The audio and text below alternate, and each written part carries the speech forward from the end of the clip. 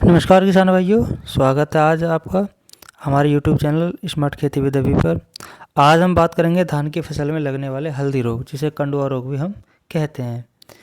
तो चलिए जानते हैं इसके कारण, लक्षण और 100% इसकी रोकथाम के बारे में। तो वीडियो को लास्ट तक बने रहिए। यदि आपने वीडियो को अभी तक लाइक नहीं किया तो प्लीज़ लाइक करें, चैनल को सब्सक्राइब करें और बने रहिए वीडियो को लास्ट में। तो आज बात करें कि सबसे पहले बात करते हैं रोग का परिचय और लक्षण क्या है।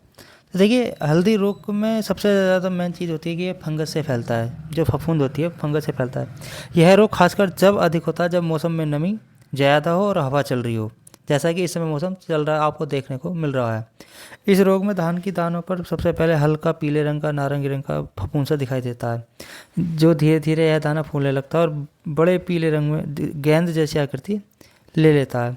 समय के साथ यह रंग बदलकर काला पड़ जाता है लास्ट में जाके। और सबसे खास बात यह है कि यह रोग केवल कुछ ही दानों पर लगता है, लेकिन दिखने पर पूरी बाली को ख़राब कर देता है और एक दूसरे से फैलता चला जाता है। तीसरी बात, इसके सबसे पहली बात इसमें कि दाने नहीं बढ़ते और पैदावार में काफ़ी कमी आ जाती है।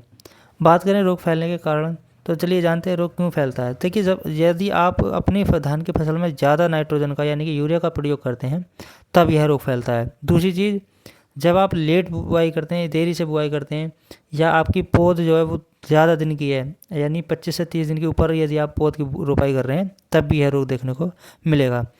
तीसरा चीज़ है कि खेत में लगातार नमी और मिट्टी गीले रहने से नीचे पानी भरा हुआ, उस समय भी आपको ये रोग देखने को मिल जाएगा। बात करें इसके रोकथाम की और नियंत्रण की, तो किसानों भाइयों, हल्दी रोग को नियंत्रण करने के लिए कुछ आसान और कारगर उपाय हैं जो आपको हमेशा करने चाहिए। सबसे पहले आपको बीज का चुनाव। बीज आपको हमेशा रोग मुक्त और प्रमाणित कंपनी का ही बीज आप खरीदें। दूसरी चीज़, नाइट्रोजन का आप कम से कम ही इस्तेमाल करें। आप ज़्यादा से ज़्यादा 40 से 45 दिन बाद तक 40 से 45 दिन तक ही आपको इसका यूरिया का इस्तेमाल करना है। उसके बाद यदि इस्तेमाल करते हैं तो फंगस से जुड़े रोग सभी आपको खेत में देखने को मिलेंगे।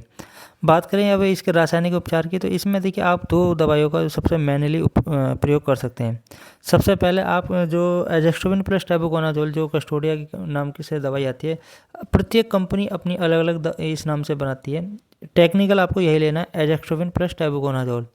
इसकी जो डोज रखनी है आपको 250 ml पर एकड़ के हिसाब से 100 से 150 लीटर पानी, 200 लीटर पानी में इसका घोल के स्प्रे कर सकते हैं।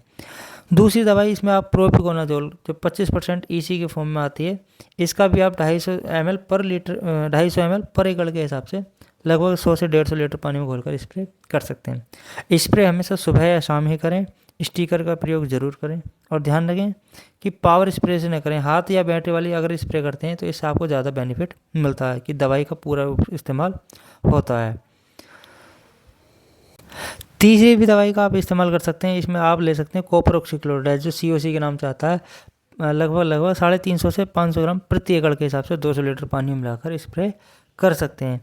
अगर रोग ज़्यादा फैल सकता है तो इसमें आप वैलिडामाइसिन, वैलिडामाइसिन जो एंटीबायोटिक सिस्टमिक होता है, उसका भी आप इस्तेमाल इसके साथ कर सकते हैं। इसके साथ आप भुनका मक्खी मच्छर की इस तरीके की दवाई, जो भी एसिटामाइप्राइड है, थाइमोक्सम है, ये चीज़ भी इसके साथ लगा सकते हैं। कोई साइड इफ़ेक्ट नहीं है। इससे क्या है, आपके खेत में अगर हल्दी रोग के साथ साथ भुनका मच्छर भी यदि आपको देखने को मिल रहा है तो वह भी ख़त्म हो जाएगा। तो किसान भाइयों, आज आपने जाना कि धान में हल्दी रोग के लक्षण, कारण, उसकी रोकथाम के तरीके। अगर यह जानकारी आपको अच्छी लगी हो तो वीडियो को लाइक और शेयर ज़रूर करें, ताकि किसान भाई भी इसका फ़ायदा उठा सकें, और चैनल को सब्सक्राइब करना ना भूलें।